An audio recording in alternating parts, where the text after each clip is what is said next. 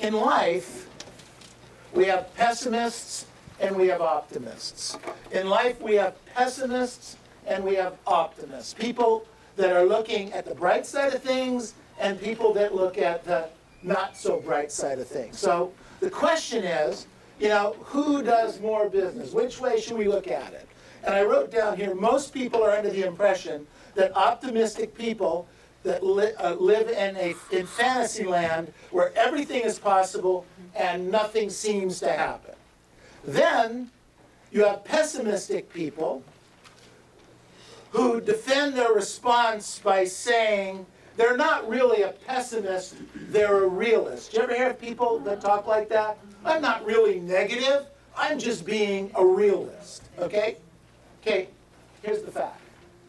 At the end of the day, the facts are that no matter what the pessimist says, no matter how they talk or they couch it, optimistic people make more money. Write that down. Studies show optimistic people make more money at the end of the day. Being an optimist means that you'll really believe that you'll be able to accomplish the things that you set out to go for. When you're an optimist, you begin to stop focusing on disappointments or negative feelings, and you focus on what can be done to make sure that you succeed. Sometimes the markets are up, right? Say yes. Yes. Sometimes the markets are down. Here's what happens to us in life. When the market is up for just a little bit of time, we tend to think the market will always be up. Come on, it's true. And when the market is down for any length of time, we tend to think, oh, that's it. That's it. Houses are never going to sell. I'm never going to get another listing again. I don't know how I'm going to make the payments this month. We go into this horrible spin. That's what happens to us.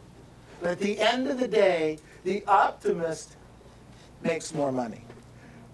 I wrote down here, we are rejected day in and day out in our business. Even the best real estate agents sometimes let negativity and rejection get to us. Doesn't that happen? I mean, some of the best things happen. You wake up at 4 o'clock in the morning. Anybody else up at 4 o'clock in the morning besides me? Am I the only one up at 4 o'clock in the morning? Really? Oh, there's one more. Oh, and we have a couple more. Okay. Well, okay. No. Okay, for some of you younger people, you go to bed at 4 o'clock in the morning. That's too much information out of that.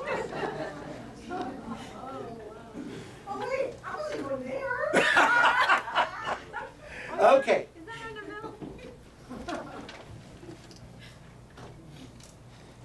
Sometimes life gets to us. And I'm a pretty optimistic guy. I'm a pretty upbeat person. And yet, sometimes you get pushed down. Sometimes you get these negative thoughts. Sometimes you go in that direction. But you've got to keep that in a small frame. You can't let it take over.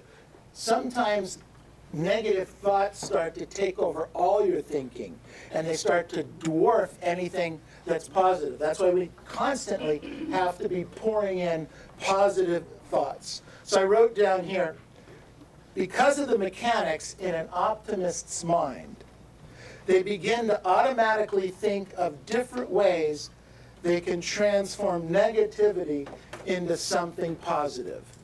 The question I'm always asking myself, what did I learn about this? What can I learn about this situation? What positive thing can we find in this situation? What can we take from this that we can turn it around? Otherwise, if you start thinking only in terms of negativity, what happens to your head? What, sorry? It gets bad. And then it gets worse.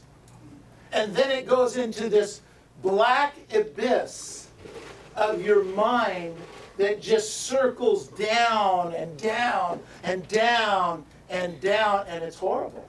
Stop doing that. You're killing yourselves. So what happens is, in an optimist's mind, because they start thinking of positive things that they can take out of it, like, okay, so at 4 o'clock this morning, the positive thing I took out of, I couldn't go back to sleep, was that I have grandkids over, so I'm not going to wake them with the alarm when the alarm goes off. So that's a good thing. And then I can get up, because I had to be at the gym, and be out of the house at 5:30 this morning to get to the gym so I can do what needs to be done here. I started thinking about the gym, started thinking about working out, started going in that direction, and then you get more positive, more excited, more upbeat, and boom, you can start to hit the ground running.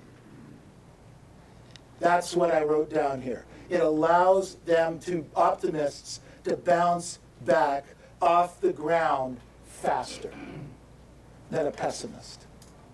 Optimists bounce back faster. Doesn't matter. We're all going to have negative stuff that's going to come into our head. Pessimist is going to sit with it longer than an optimist. And that's what we want to try and avoid. Has there ever been a real estate agent you knew who just couldn't stop thinking about negative crap that was happening? Hello? Yes. We have people like that. There's negative stuff going on. It's like every word that comes out of their mouth is, we have less of this, and we can't do this. And, we have a flood. When the REOs were coming, the REOs were coming, the REOs were coming. Then I heard, oh my gosh, the REOs are not coming, they're not coming. And then I heard they were coming, and now they're not coming. Where are the REOs? Oh my gosh, oh my gosh. Then you had the sellers, and they would say, well, we don't need any more REOs. And the agents had said, we need more REOs. This was crazy. It was absolutely nuts. It was push, push, push, push, push. It was nuts. It's like I wrote down here, the sky is falling. Now let me ask you a question. How much do you like hanging out with pessimistic, negative people that always have something going wrong in their life or their deal or their transaction or someplace? Do you like spending time with those people or not? No. No. Matt Ferry says, don't waste your time hanging around energy-sucking vampires. That's how he labeled it. Energy-sucking vampires. So let me ask you a question. How about your buyers and sellers? They want to be around negative people? They want to be around positive people? Hello? Positive people. Your sellers and buyers want to be around positive people. Do they want to be represented by a pessimist or an optimist? Optimist. An optimist, right? Yes. What are you? A pessimist? Don't answer this. Or an optimist? By nature, what are you? Because that nature comes out in the transaction. And the client, sometimes we don't know why the client doesn't want to answer our phone call. Sometimes we don't know why they're not responding to us. Sometimes we think to ourselves, maybe it's what I say and how I say it. Well, we never think that. We never think it's us, right? Hello? It's always something else in the deal. How many times is it our attitude, our negative, pessimistic attitude toward the market, toward the interest rates, toward the transaction, toward the buyer, toward the seller? Do they really want to hear all this stuff? Or do they want to get what? The deal done. What do they want? They want to buy a house. They want to sell their house. They want to get, the sellers want the highest price possible in the least amount of time, or their time frame, with the least amount of aggravation, right? Yes. And isn't that what the buyers want to get? A fair price. If they can steal it, great, but what's more important than stealing the house to them? Getting the house they want and need. So many times we get in the way of the transaction because we think they have to get it for $5,000 cheaper, or they have to get the last price. And we fan those flames sometimes, when really all we need to be doing is just help the buyer and help the seller do the transaction. So clients want to be represented by optimistic agents that will search for their solutions. Now let me ask you something. Who's going to get more referrals? An optimistic agent or a pessimistic agent? Optimistic agent. Whoa, so we have an optimistic agent is going to get along better with their clients. An optimistic agent is going to get more referrals. So maybe the statistics are right. Maybe an optimistic agent is going to end up making more money than a pessimistic agent. I wrote down here, as your business matures, having the power of influence will make your job effortless and easy. Nobody wants to be around a moody, angry, pessimistic person, but we all admire, think about people you admire, people you respect. Are they tend to be optimists or pessimists? Optimists. Interesting. So again, I'll ask the question, what kind of agent are you?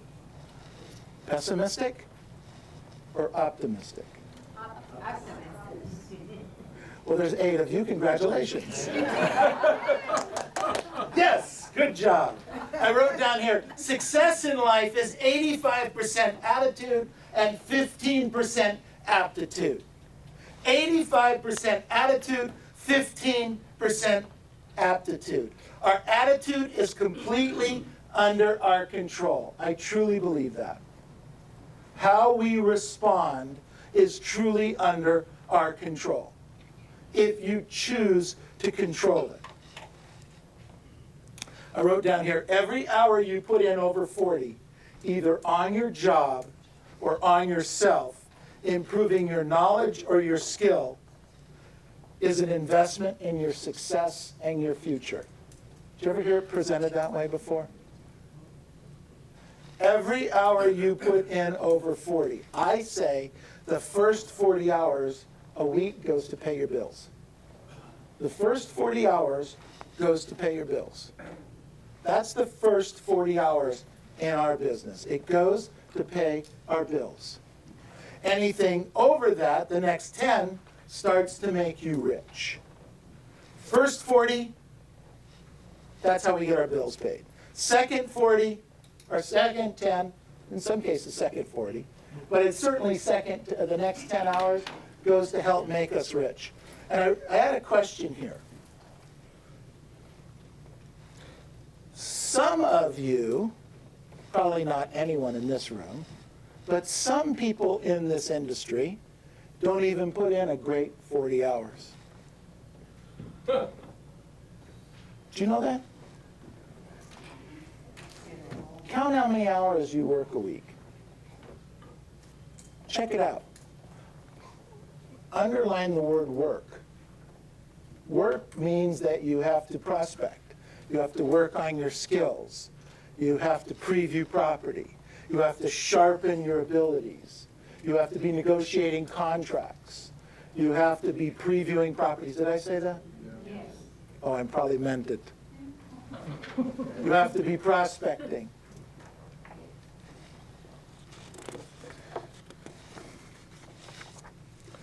I wrote down here, the harder you work, the luckier you get. The harder you work, the luckier you get. To achieve more than the average person, you must work longer and harder than the average person. To achieve more than the average person, you have to work longer and harder than the average person. There is no shortcut. There is no magic pill in this business, except for, I will share with you, there can be a slight magic pill I'd like to share with you. Anybody interested? Yes. Anyone? You sure? Okay. Here it comes. When you are calling a list of sellers or buyers, and you come across a name that is hard to pronounce, what do you tend to do? Hello? Skip it. When it's hard to pronounce, we tend to skip that name. 5 of you answered it. Okay, the rest of us, I did the same thing. You want a secret to the business? You want to do something different? Almost all the people with hard names to pronounce are never called. Did anybody just get what I just said?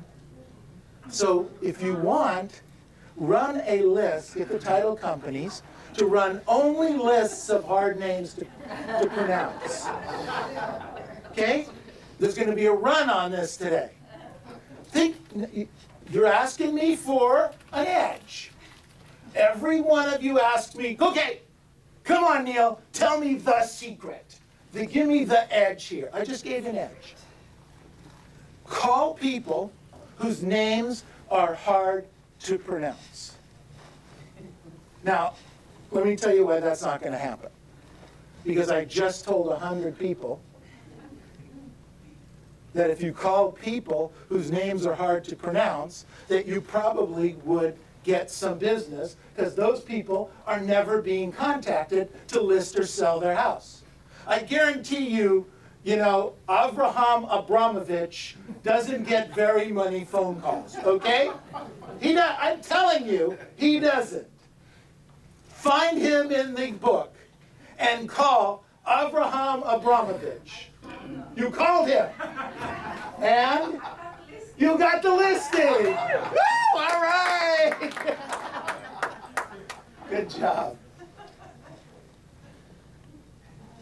I'm telling you guys and gals, there's an answer. There's an edge right there. All right? Excuse me. But how do you, let's say, a name that is difficult to pronounce, how do you call them without insulting them? You're assuming you're insulting them. They've had a whole life of people screwing up their name. Okay? I have people call me all the time. My name is Schwartz. All right? Let me tell you something. In most cities around America, it's Schwartz, it's Schultz, it's Schultz, it's this, they don't do it. I don't care. It really doesn't insult me. In fact, the more you butcher it and laugh about it, we'll have a laugh. Is this Mr. Gillespie? No, it's Schwartz. Oh, God, I really screwed that one up, didn't I? Jeez. Boy, let me read that one again. Okay? Yeah, what can I do for you? Well, I don't know if you knew this or not, but in your area of Irvine, you go right into the hot market script. Got it? Yes. Make people laugh. They'll laugh with you. Okay? You know why this is totally off topic. Do you know why we don't call the hard names? Come on. Embarrassed. So what? Embarrassed. Well, you were quiet, too, because you didn't want to be wrong. Isn't that interesting how we do that? I don't mean to pick on you, but I want to point out that our ego is protecting us from embarrassment because it doesn't want to be embarrassed. So we don't call and talk to the hard name because we'll be embarrassed that we'll screw up on the hard name. Answering the question here, some of you thought of the word embarrassed, right? Say yes. Yes. Okay, 8 of you again. The same 8, I guess. But you don't say anything because you might be embarrassed and you might have the wrong answer. So what? In this environment, do I hurt you? Do I make you feel bad? I hope not. But see what's going on here? I wrote here, to achieve more than the average person, you must work longer, harder than the average person. If you always do more than you are paid for, you'll always be paid more than you are getting now. Did you hear that? If you always do more than you are paid for, you will always be paid more than you're getting now. The only way you can be paid more is by adding greater value to your work and achieving more and better results. Start by calling people's names you can't pronounce. Start by calling people's names you can't pronounce. I wrote down here, great performance is preceded by great preparation. Do your homework. Do your homework means what? Go preview properties. Go see properties. Clement, practice screwing up names. Okay? Practice it. I guarantee you, if you screw up 27 names, you'll figure out how to say it where it won't be so uncomfortable. Okay? Try that. Work on that. Do that. I wrote down here, never underestimate your opponent. Work on your weaknesses until they become your strong points. Our weakness is how we respond to the name, to a difficult name. That's a weakness for us. What if we turn that into a strength? Curious.